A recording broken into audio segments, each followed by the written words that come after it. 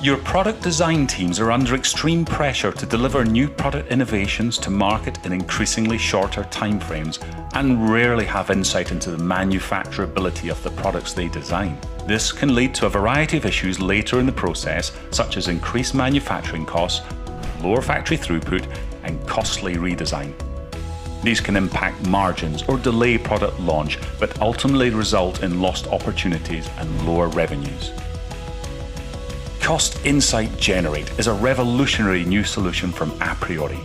It provides a powerful capability to overcome these challenges without adding to the product designer's workload, freeing them to do what they do best: world-class design. Cost Insight Generate provides the analysis and proactive notification necessary to get your designs right early in the design process, maximizing profitability and increasing efficiency. So how does it work? For every design iteration checked into the PLM, Product Lifecycle Management environment, the manufacturing process is automatically simulated.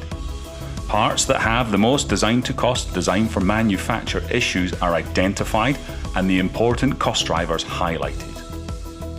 A report containing the results of the analysis is captured in PLM and email notifications automatically sent to the relevant people.